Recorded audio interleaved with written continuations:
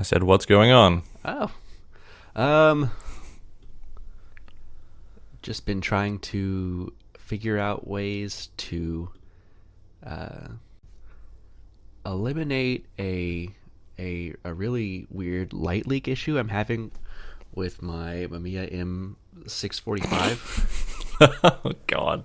If only I knew someone who, was an Yeah, expert on the subject of like repairing these old cameras. Yeah. Well, unfortunately, there are no experts around here, but there's someone who hacks around with them a little bit. Oh, okay. Do you have any tips for me? Oh, yeah, I could tell you probably which seam needs to have a new bit of foam in it, if that's what you're after. I was really hoping a solution that just involved like 8 layers of gaffer's tape, actually. That's such an inelegant solution, that one. But it works. If you didn't want to take my word and invest in $12 worth of light seal foam, then maybe some gaffer tape will do the trick. I mean, I'm no fool. I don't take the word of just anyone I meet on the internet. No, definitely not. Especially just a stranger that reached out to me on Reddit and like wanted to do a podcast. Like, kind of weirdo would do that. I know. So did you watch my video on a topic that's completely irrelevant to you? I did watch it. Your production value was very high. I was impressed. Thank you. I like your channel a lot because it doesn't have I mean, there's definitely a photography focus on there. Most of your stuff is photography related. But it just seems to be like, whatever thing that you found interesting or helpful, you just make a 2-minute video about it and put it on YouTube. And there's like a dozen people who think it's cool, but they would otherwise have not gotten that information at all. So it's like you have a very niche group of people that really like what you do. Yep, that's definitely how my channel rolls. So it's better than how my channel rolls, which is I upload a video every 6 months and get 1 view from you. So and a like. Don't forget that part of it. That's right. Yeah, that really helps with the algorithm. Yep. I was doing my tax during the week and just adding up the YouTube dollars. I made like close to $2,000 last financial year. Wow, that's awesome. Yeah. Can't turn up my nose at that. Free money, basically. I'm making the videos for fun. Yeah. And getting money for it. Yeah, that's awesome. I've never earned enough from YouTube or even had to worry about taxes on it. So. But doesn't it just count towards your like taxable income? That's how it works here. Well, here's the deal. When I was earning money from YouTube, because I haven't in years, it was really early on in my channel, 2011-ish, 2011, like right when it started, and I was getting, I don't know, a lot more views, and I had the ribbon on my channel for being one of the fastest growing tech channels on YouTube, which was cool. Even at that point, I only made a few $100s, and I was not an adult yet, so was not concerned with taxes. Yep. So, do you guys have a tax-free threshold? You can earn up to X amount of money without paying any tax on it? yes, I think it's like $600 or something. What? Yeah. I vaguely remember I think that ours number. is $20,000. What? That is a ton of money. Yeah, it's a bit more than yours. Yeah.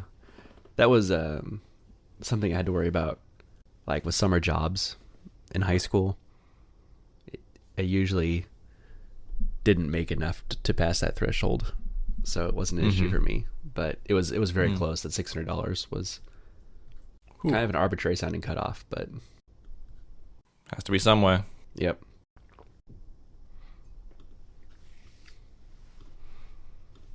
Anything else going on? We don't really have anything in the pre-show topics this week or post-show. Yeah, we really don't have anything. I'm going to try to keep things under wraps. I have my daughter at the house today, which is unusual for days I'm recording. She's just set up with a popcorn and a movie, and she knows that I need to be quiet. So I think it'll be fine, but I might have her pop in at some point if she gets bored or something. Okay. How old are we talking? She's going to be 6 in November. Well, 8:30. Shouldn't she be in bed already? It's the summer. You're right. This would be about the time I'd be putting her to bed normally, but it's the summer, so she stays up a bit later, especially on nights that she stays at my house. Okay. Party time at Mr. Freeman's. For the next couple weeks, and then school's going to start back up for her. Oh, yeah. Okay. What sort of sunset time do you have at the moment? Is it quite late? No, sunset is right about now. So it's just starting to get dark out. We probably got another 30 minutes before it's, total darkness, but... Yeah, tricky to put kids to bed then when the sun is still up, isn't it? Oh, yeah. They hate the summer for that reason. Mm. Her and her brothers all hate going to bed when it's still bright out. Yeah, definitely. So, what about you? What do you have going on? Not much, really. I've been watching a little bit of the Olympics recently. Okay. That's on. Yeah. I can't say that's something that That's I've about it. paid any attention to. No? No, I think the most interesting Olympic fact I've learned this year is that race walking is a thing. As in a walking race?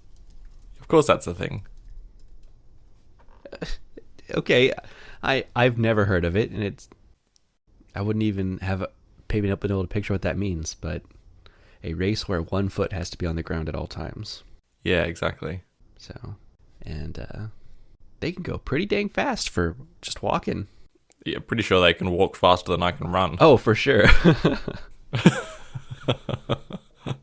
What do you mean for sure? Well, as the winner of our fitness competitions, You've got authority on this topic. if they can go faster than me, they can obviously go faster than you. That's the commutative property, James. Okay. It's kind of comical to watch the walking races. Yeah. They've got a pretty funny stride, but they get a 5-minute mile walking is crazy. Or 5.5 minutes, I think, is around the world record. There was an agonizing moment a couple of games ago where the Australian walker was coming into the stadium section in first place, and like the last person that could disqualify him from the race disqualified him. So from first position, he got cut. Oh, no. I had to look up what the, I think ROC is, because I know very little about the Olympics and was not aware that Russia is not allowed to compete. Not allowed to compete in any international sporting things until December next year? Maybe this year? Something like that, yeah. I know There are a couple of other acronyms as well. Yeah, they competed under a different name for the last Olympics. A different acronym that I was hoping to scan this article and find, but I can't. So, yeah, just different. So we've got the ROC, Russian Olympic Commission, I suppose. Yeah. We've also got the ROT, which is the Refugee Olympic Team. Oh, I wasn't aware of that one. They must not have enough medals to have popped up on my billboard or whatever. And there is one other, actually. I've been meaning to look it up, so I'm going to do it now, live. Okay. Well, while you're doing that, have you seen the new season of Ted Lasso? No, I've been waiting for a couple of episodes to build up so I can do a bit of a binge instead. All right, that's fair. Well, the second episode just came out either today or yesterday. I think today. So yesterday for you. Yeah. And you've been watching then, I suppose? I've seen the first one. I haven't got a chance to watch the second one yet. It's good. Thoughts? Yeah. I don't want to do any spoilers, but okay. They've got a good, at least the first episode of the season is a good setup for what they're planning to do, I think. Okay. Good to hear. I can't find what the other one is. Actually, does this list I'm looking at? Yeah, it does have the ROC, but it doesn't have the ROT, so this list I'm looking at is shithouse. Anyway, doesn't matter. Have you played the Google Doodle game? Didn't know there was a new one. Yeah, they got like an Olympic themed one. Not on my Google. Really? Just a plain, yeah, it's just a plain old Google sign. I've seen it for the whole week. It's been up for me. It's still there right now. Maybe maybe it's Chrome only. No, I don't use Chrome on any of my computers. Maybe it's Edge only. Well, I'm on Safari right now and I see it. Oh. I just tried Firefox. I don't have it. Do you have to Google Olympics or is it just straight there? No, just go to google.com. It's their doodle. Nothing. Are you going to google.au or whatever your weird extension is? Excuse me. You don't even know what my Your top level LD is. domain. Oh, google.com.au has it too for me. Well, I tried. Well, I was at .com to start with and it wasn't there. Now I'm at .com.au and it's also not there. I don't know what to tell you then. You know what I need? I need a VPN to the USA. Which brings us to our sponsor. Tunnelbear. I think Tunnelbear has fallen out of favor. Oh, no, really? I don't know why. They were my favorite. They were fun and playful and easy to use, but there was some... I think the issue with Tunnelbear was that they were based out of the US, which means that the reason a lot of people or some people use a VPN, which is to like protect the data from the government, doesn't exist because the government can request the information from Tunnelbear. Right. So I've stopped seeing Tunnelbear show up as sponsors on all the tech channels I watch, which doesn't necessarily mean anything. But then I've also heard a couple people like outspokenly say we should switch to something else. Okay. But I'm not too fussed. I use Tunnelbear because they give you a few hundred megabytes of data a month for free, and that's all I ever use. Right. Well, now you can use iCloud Private Relay and achieve something similar, I guess. I'm having issues with iCloud Private Relay at the moment. Me too. Too much stuff doesn't work with it. I haven't had things not work. Oh, I'm not having problems with the service. I'm having things like, things I use don't work. Okay. It's just slowed down my devices too much. I had to turn it off. Really? Yeah. Running the betas, I was getting really slow load times just across the web in general. And I thought it was a beta thing, but as soon as I turned Private Relay off, everything, went back to behaving as it should. So I don't know if they just... But I've seen a lot of my traffic go through California, which means that I think some of their more like regionalized, whatever relays they're going to be sending, the CDNs they're going to be sending stuff through, isn't set up yet or isn't turned on yet. So maybe once iOS 15 goes live and they get all those up and running, it would be faster because it's not jumping across the country. I believe that could be the case because something I was doing like gave me back my location, my detected location, and I think it was like Canada somewhere. Oh man, that's quite a journey for you. Yeah, it's quite the round trip. Okay, I'll give it another my shot. latency to North America is like something like, I don't know, 200 or 300 milliseconds. So imagine that on every request that gets sent. Yeah, I'll give it a shot in September again once everything has its public release, but I'm keeping it off. And honestly, I might just leave it off if it doesn't get much better because I'm not that concerned about the privacy angle. It's nice to have though, don't you think? I mean, sure, yeah, any layer of privacy is better than nothing, but the things it's protecting me against, I don't really have an issue with. I'd be interested to have David back on and hear his thoughts, because he was in the targeted advertising space. But like, I don't mind targeted ads. I think they're better than random ads. And if that's all I'm being protected against, then besides just the it's creepy factor that someone knows that this random unique identifier that is a person has gone to, these couple dozen websites, which I'm not concerned about people knowing, even if they could tie that to me specifically. So it's not worth the trade-off for speed if that is the decision I have to make. No, it needs to be quite transparent. I need everything to work. Like, I couldn't even go to my groceries website and the sports streaming website I use pretty much every day thought I was using a VPN. So, it just needs to work.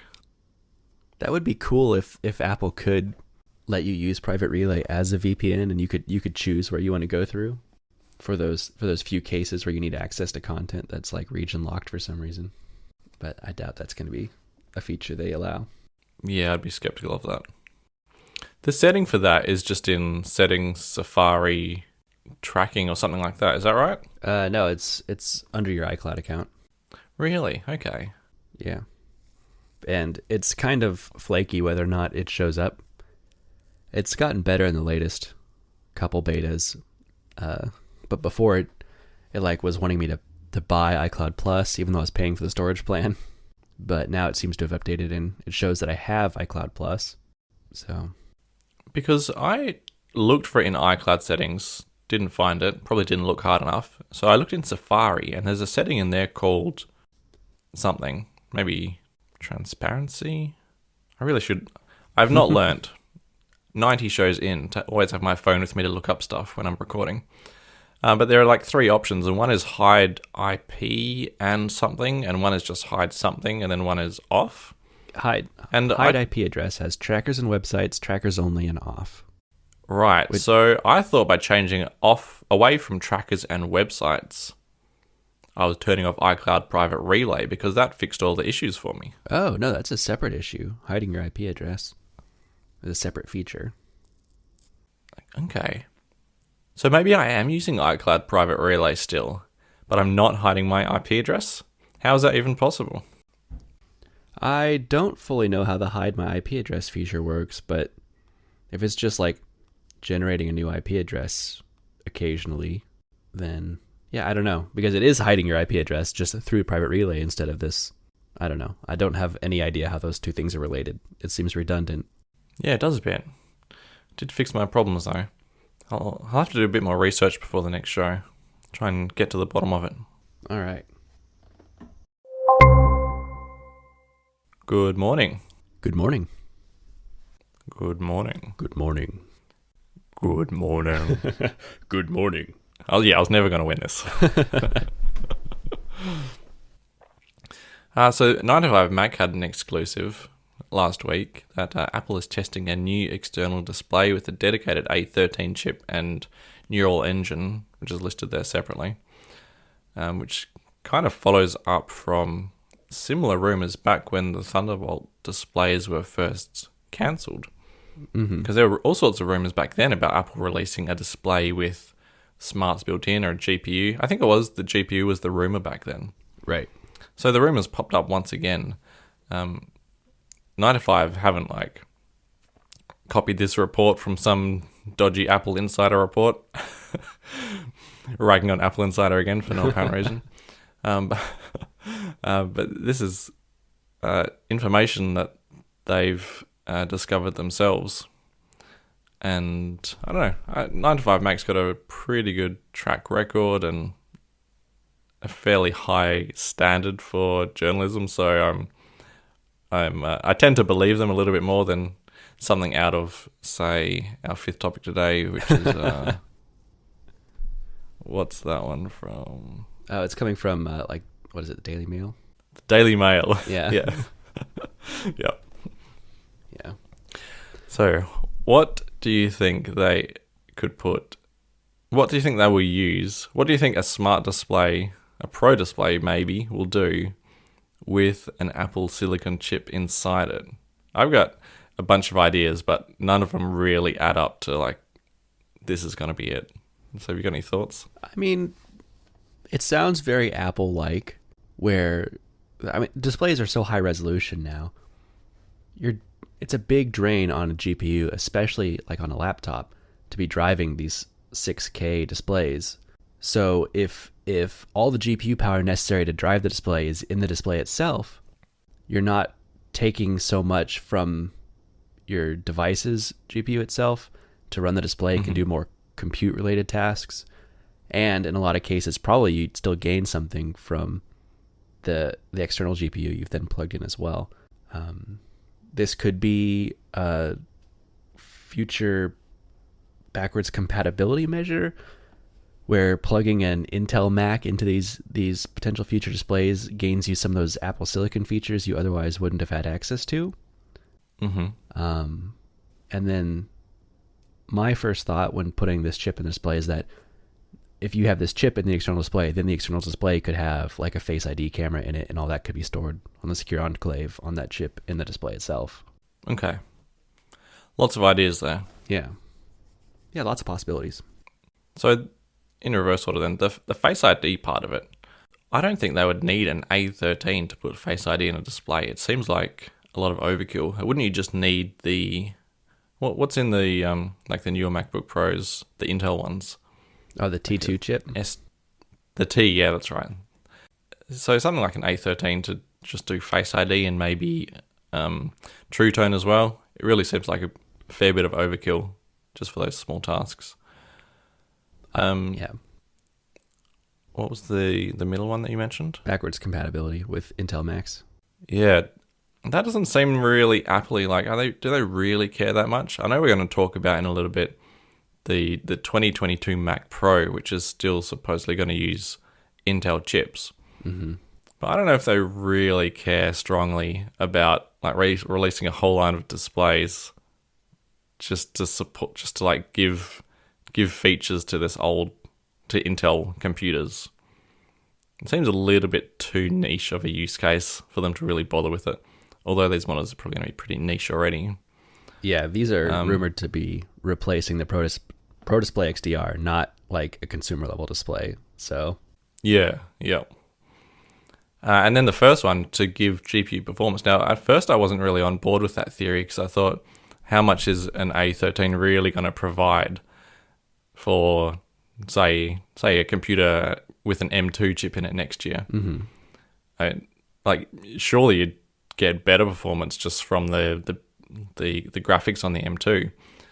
But then the wording of the 9to5 Mac article says the display will have an Apple-made SoC, which right now is the A13 Bionic chip. So, I mean, Apple's been known to kind of test or create products with older or slower versions of something, and then the release one has like whatever they're actually going to put in it. Right. So what if the monitor had like an M1X or something in it, or an M2 or something that actually had decent graphics, and then that theory does make a lot of sense all of a sudden. Well, so then you just have an iMac. That's what I'm on board with at the moment. Sorry? So then you just have an iMac. Yeah, well, basically, I guess you do at that point. Maybe that's what this is like the iMac Pro. Yeah, everyone's got it completely wrong.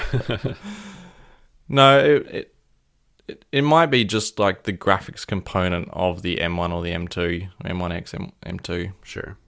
So I think A13 is kind of the placeholder for what's really coming. I mean, if all you need is a GPU good enough to drive a 6K display, the A13 is probably more than capable of that. I think it could do it, sure. And so that's just one more task your M2 MacBook Pro that you plug in wouldn't have to worry about. And that's not a small thing, driving a big display like that, all those pixels. No, but is it going to be able to play a game or render anything at 5K? I don't know enough about hardware and engineering and how this works to even know if what I'm picturing is possible. But what I'm thinking is that as far as get this picture onto the display, that's the A13 chip, and all of the compute stuff is done on the laptop itself, but doesn't have to do the display driving stuff. So it sends the data to the display and says this is what you need to display, and then the display makes it happen. I don't know if there's a logical way to split up those two things, or if I'm just making things up in my mind. I can't really think of much else that works like that. Maybe the Lightning to HDMI dongle kind of works like that. It kind of takes what's already been rendered and then kind of spits out the picture part of it. Ooh, the Lightning to HDMI dongle is a weird example because it actually like airplays the signal out or something weird like that, doesn't it? It does. It like gets its power from Lightning, but then you're airplaying to a tiny chip inside the dongle itself and then airplaying out through that HDMI cable. Yeah, that's pretty wacko. Yeah. I can't think of anything else though where like a chip gets the rendered picture already and then is just used for putting the pixels on a screen. Like, I don't know. Yeah. Yeah. Like you, I don't really know enough about the architecture of graphics. It just sounds weird. It sounds like if it's already rendered, then the hard work is done. Like, what's left to do? I mean, maybe you get... I mean, the idea of external displays or external GPUs exists. Computers do that. Laptops do that all the time through Thunderbolt usually. But it's usually you're plugging in an external GPU and then that's taking over the full load from your built-in one in your computer. You're not splitting up the tasks necessarily. Mm-hmm. But if Apple, is the manufacturer of both those GPUs, maybe they could integrate some handshake where they work together to split the load.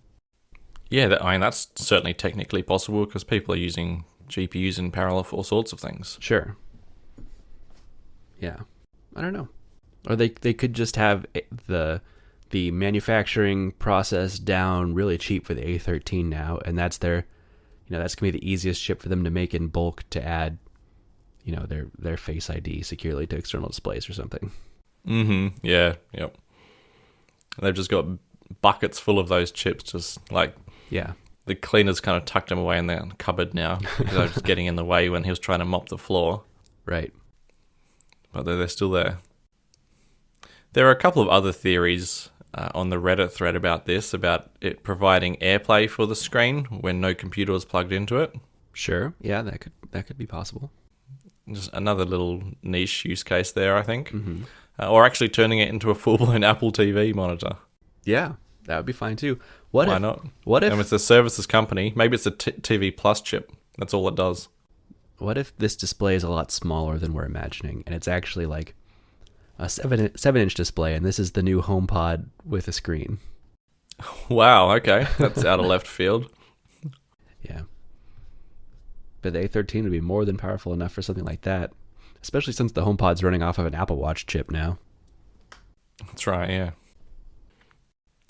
This is the rumored Apple-designed television that we've been waiting for since Steve Jobs died. I have been waiting for it. I'll never stop waiting for an Apple TV, Apple television set. When did we stop calling them television sets? When did they ever come in sets of something? I mean, I feel like that has something to do with back when televisions were like furniture, and they came encased in like a wooden like cabinet, but I don't know how that makes it more of a set. I don't know. Yeah, maybe with speakers external to a TV. I'm looking at old pictures of the first mass-produced TV set, 1946 to 47. Can't really tell if the speakers were separate, but they kind of do look separate. So maybe that's a set. I would actually be surprised by that. In my mind, the first television set probably had like a crappy little speaker in it, and the external speakers seems like some fancy high-end hi-fi thing. But I don't know. So this is going to be replacing the Pro Display XDR. Do you think replacing? Or the Pro Display XDR alongside? has to go soon anyway, because its technology already looks dated just in comparison to the new iPad Pro. So Apple at least needs to update it to use the mini LED technology. Mm-hmm. But I don't know. I'd be curious to see, how well it's actually been selling, and if Apple even thinks it's worth an update, or if they're going to get out of the $6,000 monitor business. They're definitely selling, because I see people on Twitter who I follow seeming to buy them. Christian bought one. Yep. And at least a couple of other people. If money was no object, I'd have one. Oh, definitely. Yeah, it looks great. Mm-hmm. I'd much prefer them to release just like $1,000 monitor, though. Oh, yeah, for sure. And there hasn't really been any concrete rumors about what they're working on, except that there's still potentially one in the works at some point. Yeah, there haven't been any recent rumors about a low-cost display, have there? No. So they just need to take the iMac, the 4.5K display. That's great. Take the computer out and sell that. Yeah, or even just add target display mode back to it. Remember that? Yeah. That only existed for a few years. It's funny how Oh, really? how quickly everyone fell in love with that. Yeah. Because it went away, what, in 2013?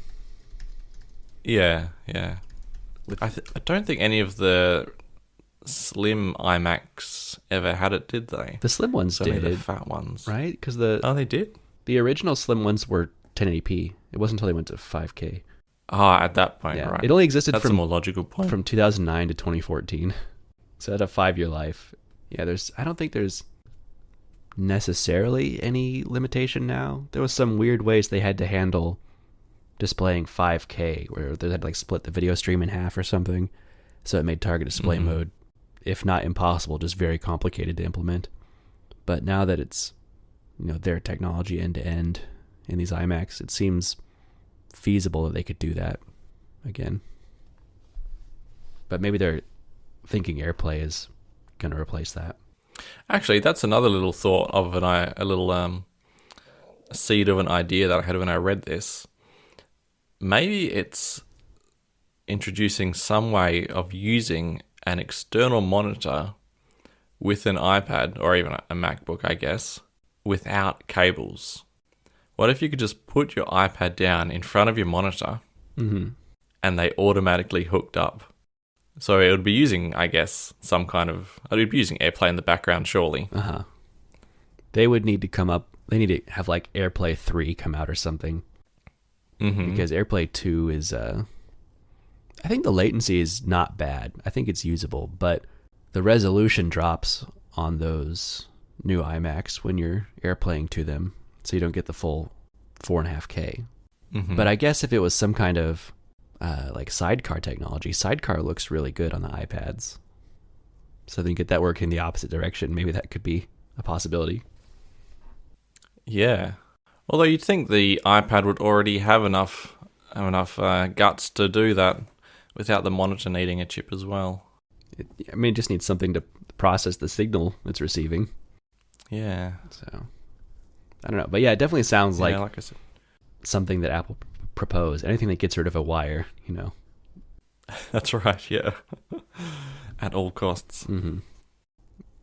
Anyway, I think we've beaten that horse to death. All right. How about the leak or the reports that uncovered the global abuse of cyber surveillance weapons? So, a company called NSO has a product called Pegasus. Correct me if I'm getting any of this wrong. So far, so Pegasus is sold to usually governments to get into people's phones. Well, but yeah. Go on. Get in is like, I don't think descriptive enough. It's a way to like remotely activate microphones and cameras and read data off like your photos and messages, remotely. It's not just like I need to unlock someone's phone. Okay. Yeah. To get it's like get full root access to someone's phone then. It's like real spy stuff. Real spy stuff. But a coordinated release or report from Amnesty International and a couple of others exposed that NSO has been selling Pegasus to, let's say, less than upstanding organizations alongside the upstanding ones.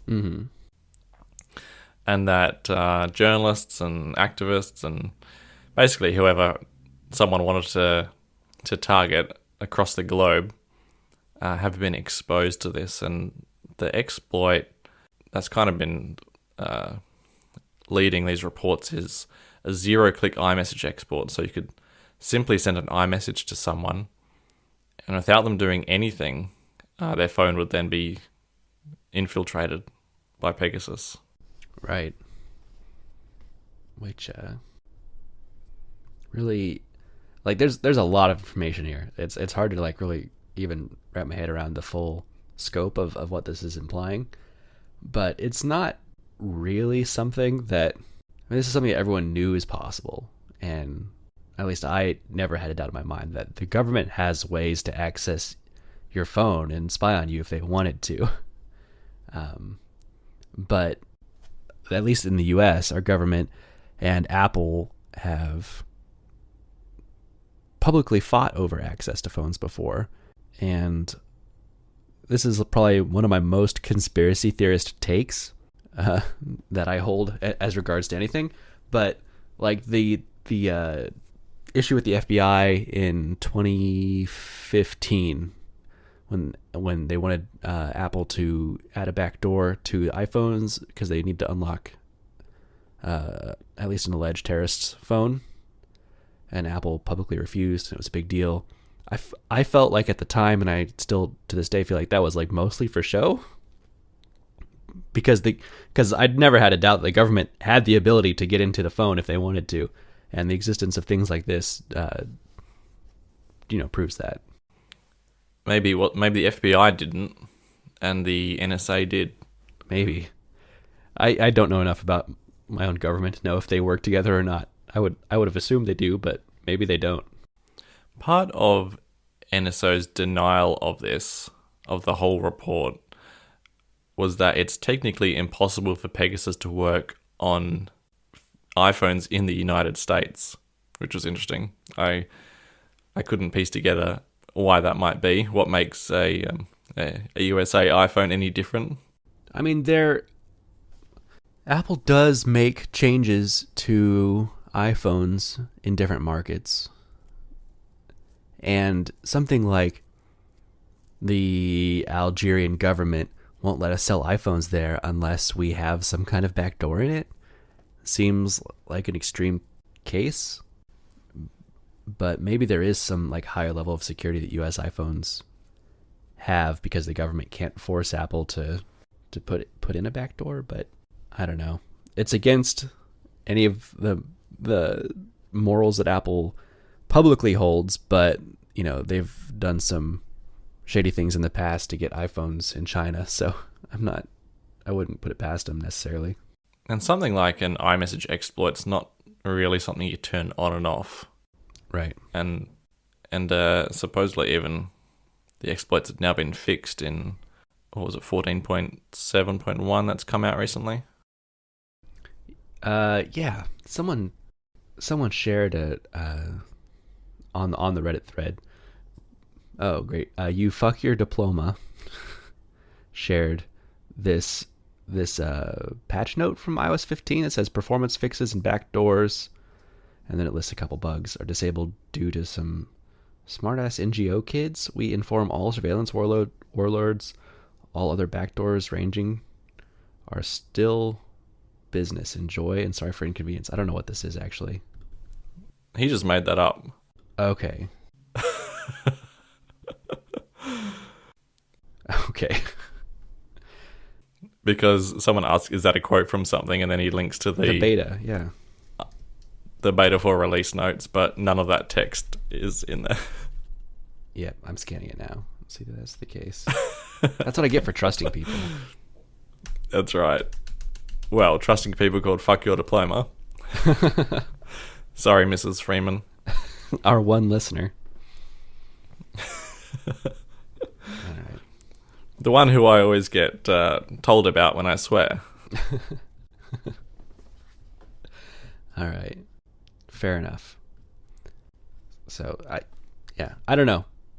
I don't have a real takeaway from this because I don't know how much of this Apple actually wants to patch or how much of this is like some like real, like there is behind the scenes backdoors that exist that Apple doesn't want to acknowledge exist.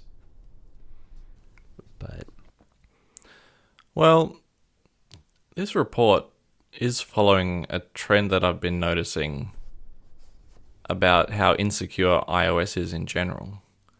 For the last, I don't know, maybe 12, 24 months, we do quite frequently see things popping up. How people are saying like iOS's security is a bit of a joke.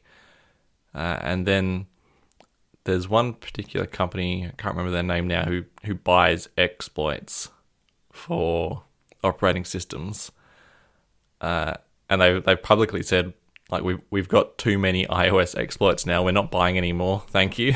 Don't submit them. Uh-huh. So that's a worrying trend.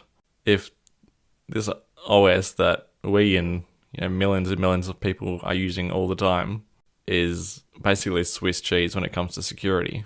Because even though Pegasus is sold to someone reportedly with like tens of thousands of dollars, not necessarily like a government for millions of dollars, other exploits that are either used by the person who's discovered it or sold for mere hundreds or thousands of dollars, they're going to be used by people with intents that aren't to listen to a famous journalist who's doing some critical reporting. They're going to be used to get someone's nudes and then blackmail them for $1,000 to make money.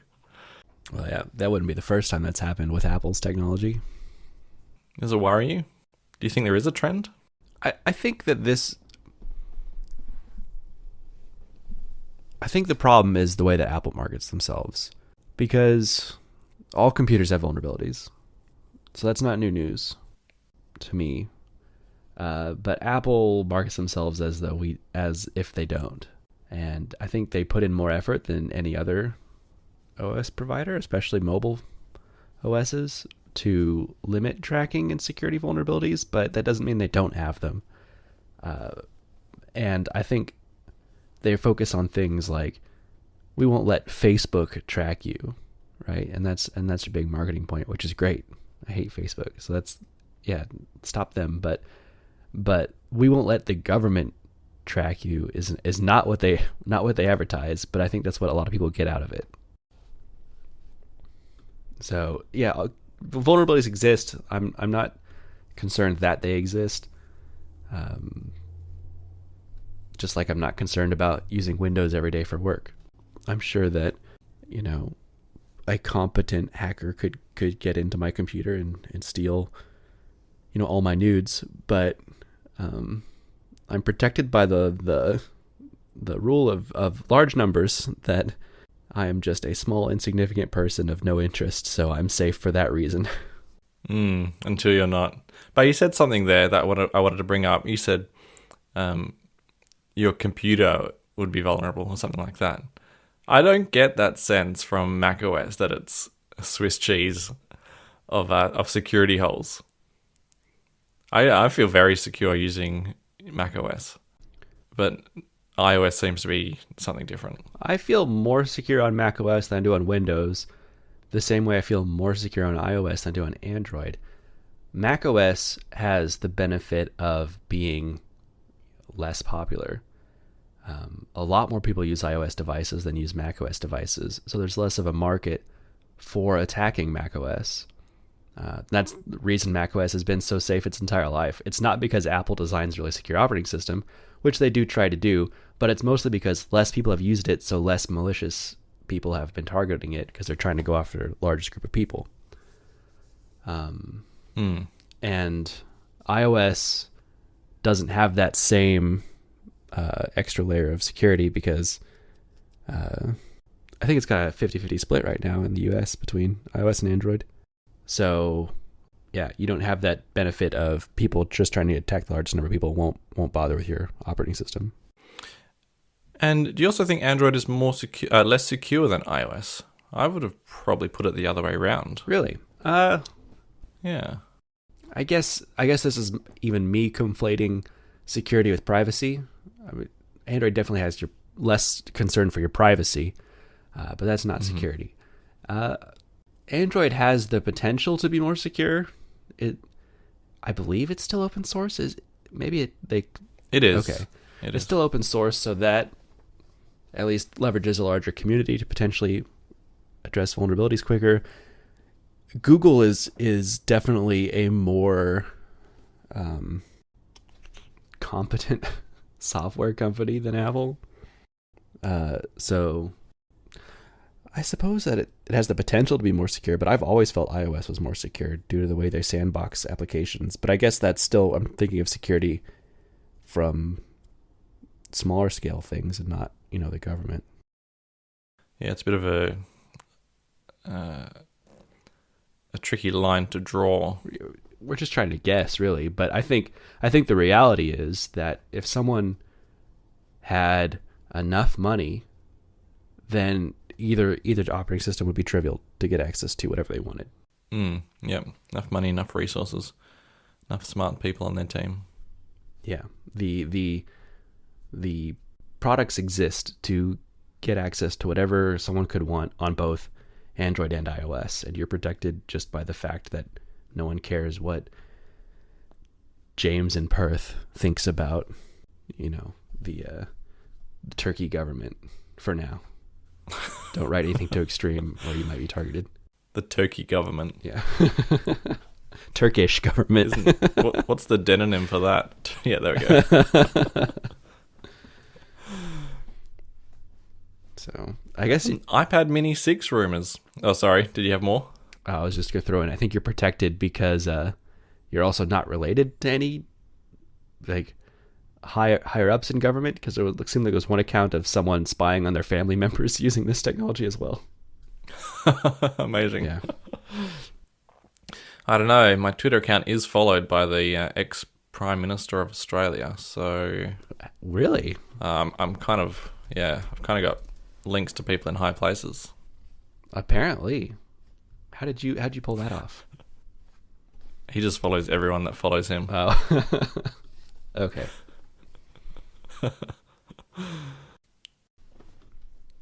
Plus, my nudes are in offline storage, so I'm not concerned. You should definitely have redundant backups, James. Are you saying you've got it on like a hard disk in 3 different locations? Yep, one at mum and dad's house. Yeah. One at my. You would hate to lose those. Yeah. Get a call from mum. James, what's this drive here? And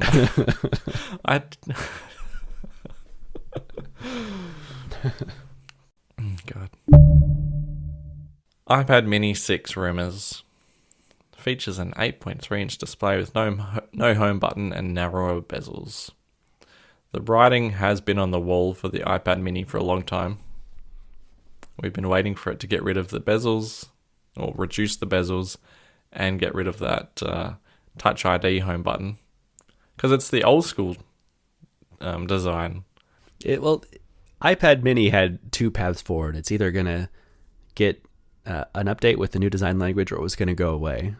And I'm happy to see that at least all current signs point to it getting a refresh, because I'm a big fan of that form factor.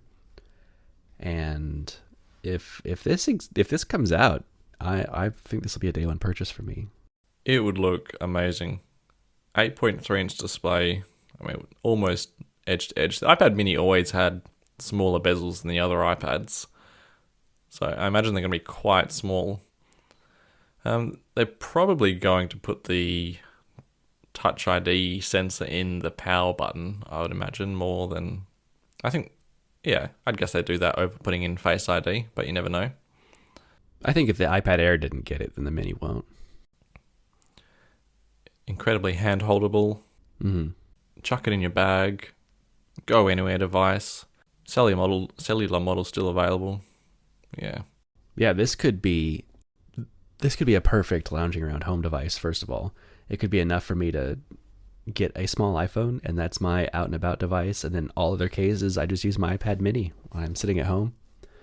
I have, for the last decade plus, which there's a big gap in there, but have used my iPads for sheet music when I'm singing. And I mean, back in the days of like iPad 2, iPad 3, that was a real bear to have to hold those heavy iPads when you're singing versus just a piece of sheet music. But when iPad Air came out, it started to become really nice. And iPad Mini always was a little too small. I tried it a couple times. It wasn't the size of a piece of paper, so you kind of had to zoom in, and then scrolling around on the screen was too much. But if I could have something that size with a bigger screen in it, I think that could be a perfect sheet music device. And you would guess that with the new design and the flat edges, it's going to support the new Apple Pencil. So marking up your sheet music as you go with the newer Apple Pencil would be good too. Yeah. So, yeah, it's something that I would be more than happy to get. I don't think I have anything else to say about the iPad Mini 6. Yeah, nothing yet. Hopefully we see it this fall. It says it could include an A14 or A15. And have USB-C. I don't know if you mentioned that. I didn't mention that. Yep. Rumor is it'll have USB-C over Lightning. Yeah. So that would just leave the base model iPad with Lightning and the older home button design, which I don't know how long it'll take for that to update because they've got the price down so far on that. They probably don't want to do anything to push that up at all. No, it's such an affordable iPad. That's the one with just iPad and then the year in brackets, isn't it? iPad 2020. Yeah. And you can get those for $300. I mean, nothing else comes close. No. That's the iPad I've got. I think I've got the 2017 version of that, and it still goes. It's still like a decent device. Yeah. Yeah, as long as you don't mind the screen gap because it doesn't have the laminated display.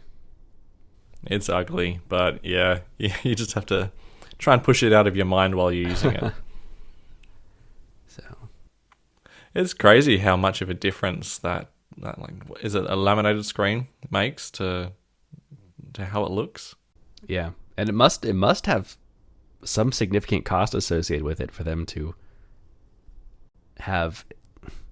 At the time, the wording was that they removed that feature because they went from iPad Air 2 to iPad 5, the 5th generation iPad, because I'm still not a fan of how the iPads evolved, where iPad Air 1 was the successor to the 4th generation iPad, and then iPad Air 2 was that, but then they brought back iPad 5th generation, and anyway, they confused the lineup for a while there. But at the time, it felt like it was a downgrade, but now they've shown that those are two distinct product lines, so it wasn't quite the downgrade that it felt like at the time. Yeah, they completely lost me a few years ago, and I've never managed to cotton on to what the lineups are, even to this day. I'm all on board. Hope to see it soon. The 2022 Mac Pro is set to use Intel Ice Lake Xeon CPUs. So a Mac being released next year to have Intel chips still. I would imagine this is going to be released alongside a Mac Pro with an Apple Silicon chip. So this computer is going to be for the pros who, for whatever reason, still need Intel chips for a new computer with Intel chips doing some task that requires Intel, hasn't been updated by the vendor, or some specific piece of hardware that they're still using that's only released once a decade. I think it's the stopgap, not for Apple, but the stopgap for some customers until they can get fully on board Apple Silicon. I think this was probably always planned as well. I mean, they've said multiple times in the last year that they've got some Intel products still coming in their lineup, and that always read to me as, an updated Mac Pro. Well, there hasn't been anything else, has there? No, there hasn't yet, and I can't imagine them putting any more time into designing any other Intel computers at this point. So, plus the Mac Pro being such a recent product as well. Yeah, it's such a niche product that you'd hate to alienate that already small group of users that really need a computer like this. So you put in the minimum effort just so that you can have one more refresh supporting the latest Intel chips, and then say that'll buy you another 5 years, but you need to switch to Apple Silicon by that point. So, and do you think these will be released alongside an Apple Silicon Mac Pro? Do you think it'll be like a byline on the release?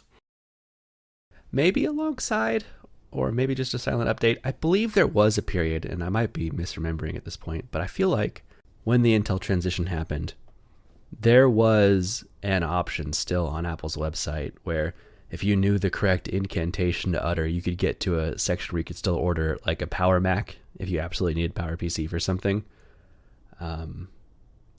I feel like probably in that same vein, there'll be just this Intel Mac Pro that exists as a product in their lineup, but probably not even like publicly facing on their website necessarily. But if you go to like apple.com/pro or whatever, you can find this one hidden link at the bottom of the page that could let you order this Intel computer,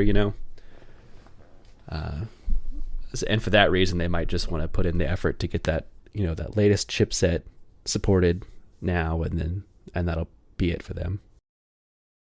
That'll be the line in the sand. So, but I don't even necessarily expect them to.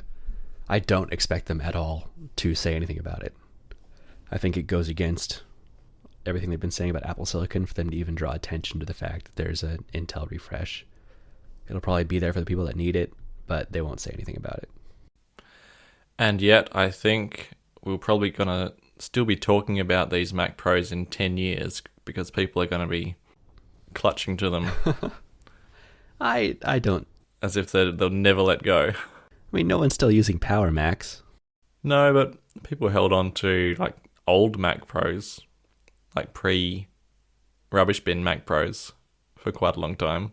That's true. I suppose people held on to the old Mac Pros because they were the last like truly modular upgradable computers that Apple made for a while when those trash cans came out. That's what this is now. And yeah, if I imagine Apple Silicon will go down a similar route, so you might be right just because, yeah, for that reason. Not because it's Intel, but because it's the last thing that people can actually swap out any parts they want. Yeah, well, the fact that it's Intel will just be the pecan on the pie in that case. Right. I just made up that expression. Do you like it? Oh, yeah, I totally believed that was just an Australianism. We don't really have pecan pies. We do, but they're not popular like I believe they are in North America. I mean, they exist. They're very seasonal. I suppose you can have them any time, but it's a Thanksgiving thing in my mind. Oh, yeah, okay. That's about the only time of year I see them. Huh. And I thought they were there every Sunday. Yeah. I mean, us Americans eat pies with every meal, but Sundays are pecan pie days. I don't even like pecans. I'm not a huge fan. So as an American, I have to say, like, I eat apple pie, right? That's it. That's it. Yep. Breakfast, lunch, and dinner. Apple pie. How do you eat pie? Well, it would have usually mincemeat and gravy, and then a lot of tomato sauce on top. Ooh, like a shepherd's pie. No, shepherd's pie is like potato and stuff. Okay, then I don't know. A meat pie? What are you describing? I've never heard of this. A meat pie. Oh. Yeah, meat pie. That's literally what's called. Okay. A shepherd's pie would be like something made in a casserole dish. Okay. Whereas a meat pie is like you can pick it up in your hand because the entire outside is pastry and it's the size of like a small saucer. Yeah, we don't have a lot in the way of savory pies. We have pot pies. Okay. That sounds nice. What's that? It seems like it's closer to what a shepherd's pie is because you have something like a chicken pot pie that's got chicken and like a broth and vegetables and stuff inside of a pastry. Yeah. Imagine that without the pot, but fill it with mince, and gravy, and mushrooms. Okay. Yeah, it sounds good. Alternatively, you could have a fruit mince pie, which the name's on the tin. Mm-hmm. Pie full of fruit mince. That's more of a Christmas thing. Okay. So when I asked how you eat your pie, I didn't realize I was going to start a discussion on types of pies, but I became aware in high school that, at least in the U.S., people used to eat their pies like in a bowl of milk. Like you put a slice of cherry pie in a bowl and you put some milk in there. You eat it like almost like a bowl of cereal. And I ate pies exclusively that way for a couple years after that because I thought it was quirky. And then I was just inconveniencing people when I was at someone's home and they served me pizza pie for dessert. I'm like, actually, can you put that in a bowl with milk?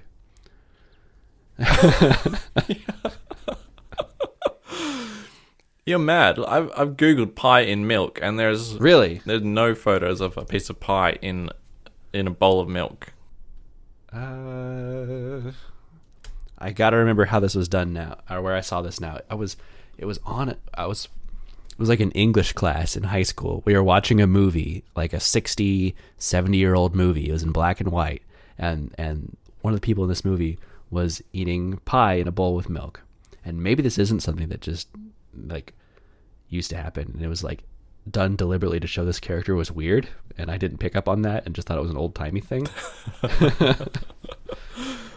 But yeah, I definitely saw it and then did it for a while. Is it worth trying? You know, it tastes exactly like you would expect it to. So no. So it was fine. It just it didn't. I literally the first thing I googled shows up apple pie in milk. I don't know what you're talking about, James. I'm gonna send you the. I had to look up. I had to add bowl to the end. So pie in milk bowl gives me an apple pie with milk. But okay, yeah, I didn't type. Okay. Yeah, okay, that's what I stumbled on in the end. The one and only result for that. Yeah, pie with milk was fine. Well, I mean, think about eating pie a la mode, right? A warm piece of pie with like a cold vanilla ice cream on top. That's a classic. Apple pie, we're talking. Yeah, sure. Or that's a classic way to eat pie. It's just that, but liquid instead. A little less sweet. I think it was best with cherry pie, but it was fine with apple pie too. I could get on board with a bowl of custard. Ooh, that would be good. That would be nice. Yeah. But just milk? I'm not sold. I don't think I'll ever figure out what this movie was that I watched, over 10 years ago in high school, but I will try to figure it out. Mm-hmm. Reddit.com/r/tip of my tongue or tip of the tongue, something like that. They might help you find it. Okay. Maybe I'll reach out to them. So we have an article from a very reputable source. The Daily Mail says Elon Musk demanded to be CEO when talks of Apple buying Tesla happened. Elon Musk has tweeted that it never happened. I mean, both Elon Musk and Tim Cook have publicly stated in the past that they've never spoken about a Tesla acquisition or merger with Apple. So this quote, which I think is coming from a book, like the Daily Mail's reporting on it, but it's from either a book or a journal article. Yeah, according to a new book. Does it say? The book's called Power Play: Tesla, Elon Musk, and the Bet of the Century. And it's written by Wall Street Journal reporter Tim Higgins. So it's not the Daily Mail reporting this. They're just quoting a book. So that's why I gave it a little bit more credibility initially when I saw it. And I totally believe that Elon Musk would be so full of himself to say that, the only way I'm selling Tesla to Apple is if I get to be Apple's CEO. So the tweet say Elon says he's never even spoken to Tim about anything before or written. Yeah, it seems like there's been some follow-up as well. There's an update right at the top of this Reddit article from Mark Gurman, who retweeted the Daily Mail post initially. He says, Tim Cook said he never spoke to Elon Musk. Musk said Cook refused to take the meeting. And then Elon Musk also said Cook and I have never spoken or written to each other ever. So, yeah, with it seems like this is completely made up, but I wonder where the story came from, if it was just put in there to make this Power Play book a little more interesting. It certainly drummed up some attention. Yeah. Mm-hmm. Now we've heard about the book. Yeah, we certainly wouldn't have heard about it before this. But I implore you to do your duty and downvote the Reddit post. Is that how that works? I have to downvote it because it's fake, or? Yes, if it's just if it's BS like this, I think it warrants a downvote. I suppose it's. You don't downvote something you disagree with. You downvote something that's not worth having there.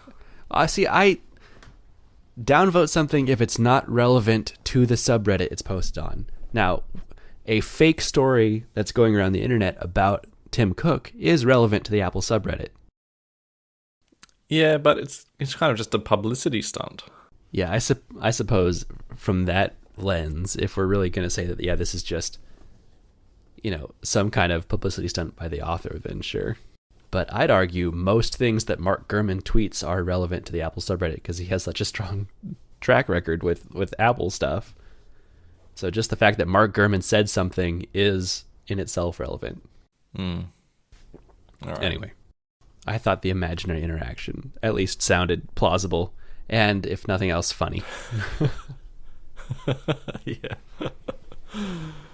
I in some ways wish that Apple would have acquired Tesla, because Tesla's got such a strong lead with the electric car market, and it seems to be something that Apple still is at least interested in to this day. So I feel like we could have gotten an Apple car sooner, if we're ever going to get one, if they had bought Tesla. Definitely. At the CarPlay in Teslas. Yeah. At the same time, I am happy that it exists as a separate company because they have such different philosophies. The fact that, right now, today, I could go buy a Tesla and sign up for the full self-driving beta, and my car would drive itself anywhere I want it to. I have to sign off my life to let it do that. But Apple would never include that as a feature. They wouldn't let people, play with a beta self-driving thing unless it was, beyond fleshed out. So Tesla's a little more cavalier or willing to let people play with experimental technology, and I think that's cool and something that I like about the company. Do you think Tim Cook has got any ambitions to go to space? At some point he has to, or he's going to be kicked out of the billionaires club he's in. Yeah, we're the odd one out, basically. Right, yeah. So just to have, something to talk about the next time he goes and plays golf with Jeff Bezos and Richard Branson and everyone. But I don't think he's never publicly spoken about that, so I don't necessarily think that's on his mind. No, I don't think so. I am James VDM on Reddit and on Twitter. And I'm Jellywoot on Reddit and Twitter. And the show notes are at reddit.com/r/the R Apple Show. All right. And I somehow made it through that whole show without an interruption. Nice. Is she still on the couch? She's long gone. I'm watching. I'm sure she is. I'm watching the. I turned on the Big Hero 6 right before our podcast started, and I'm monitoring the progress of the show from my phone, and it's got 20 minutes left. So, good timing. How are you monitoring the progress? Well, it's playing on my Apple TV, and I can just select control other devices, and then I can see what's playing on the Apple TV and how far along it is. Gotcha. Yeah, okay. Yeah. So the movie's playing. You don't know that she's watching. Right. I don't know that. I don't have indoor security cameras anymore. So can't be keeping an eye on her. But I at least have outdoor ones, so I would have gotten a notification if she walked out the door or something. Oh, that's something. So she's been spending a lot of time with me during the week, and she's gotten really good because I've been in a lot of meetings during the day. She's gotten really good about getting my attention quietly during meetings. That's I get it's really cool talent, especially for a 5-year-old, because she's taught herself to write just to talk to me. Wow. Because in the past, she can write her name. She writes daddy. She writes I love you, I think is the longest thing that she's written out prior to a couple weeks ago. But now I get notes slid under my door that say, "Daddy, I need you," or Oh God, how adorable! it's very cute. I got one today that said, "I need more craft paper," because she'd run out of construction paper. So, yeah, so it's a very proud moment, and yeah, very cute to get those notes under the door. I bet. Is she the one that was driving the toy car under some sort of rainbow? Oh, Water yeah, rainbow yeah, on your Instagram. Uh-huh. Yeah. So she ordered a rainbow sprinkler off of Amazon, and I don't know what I was thinking at the time. I just thought that looked cool, and as a big inflatable sprinkler, it's 6 feet tall, and I just assumed for some reason that it was going to fill up with water. That I just got connected to the hose and it would fill up and be a sprinkler. But no, I had to inflate that whole thing myself, and spent a better part of an hour doing that because I don't have like an air compressor or anything I could have hooked up to it. Oh damn! You did it with your lungs. Yes. Oh gosh, that would have taken a long time.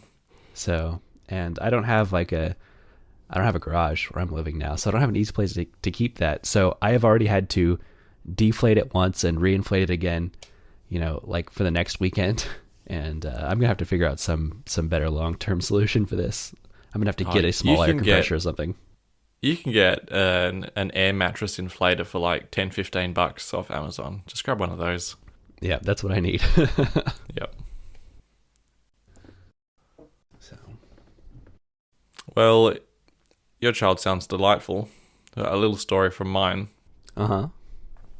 The other day, Johannes woke up. He woke up around 4:30, which is not unusual for him at the moment for some reason. Okay. I knew he'd woken up, but I kept sleeping, of course. Mm-hmm. And then he woke me up at 6 with the words, "I ate your AirPod." Now, being quite bleary-eyed still, I didn't go to panic stations because I didn't really comprehend it. Uh-huh. The first thing that came to my mind was, it's still in his mouth, hopefully. And he hasn't actually eaten it. So I put my hand up to his mouth and he spat out one of my AirPods, thoroughly chewed up, covered in slobber. I know. So, strike another product out of my life. It actually still works, but it's pretty gross. That Johannes has destroyed in the last 24 months. I should start counting up the cost just so I can send him an invoice when he hits 18. He has a real disdain for Apple products, it seems. He does. Hates the iPhone SE. Hates AirPods. This is not the same AirPods that were in the toilet, right? No, those died. Those never came back to life. And I had actually thought the one he ate was dead as well, but wow. So this was probably a week and a half ago now, just after we last recorded, and I tried it again yesterday, and it had come back to life. Wow. Where do you keep your AirPods that he could have gotten to them? Well, I fell asleep listening to a podcast, so it would have just fallen out of my ear during the night onto my pillow, and he's just found it there. And he was able to come into your room and eat an AirPod without you noticing, huh? Well, at 4:30 in the morning, I'm not noticing anything. I mean, I might hear him. He was up in your room at 4:30. I assumed up meant like he was playing in his room or something. He was up and about. I see. Oh, man. At least it wasn't swallowed. Yeah, that could have been bad. Yeah.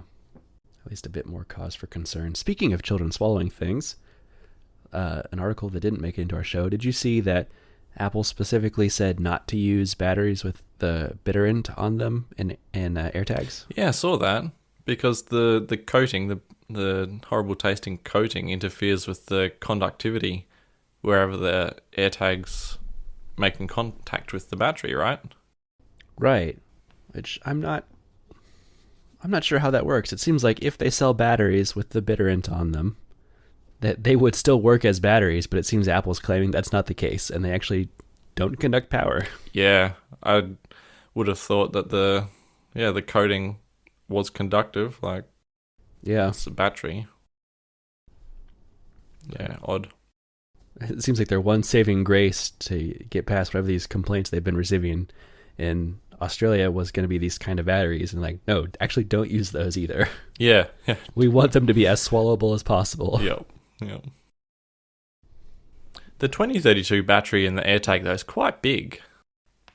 Yeah. I mean, it's not like an LR44 or something. It's like very small pill size. Yeah, exactly.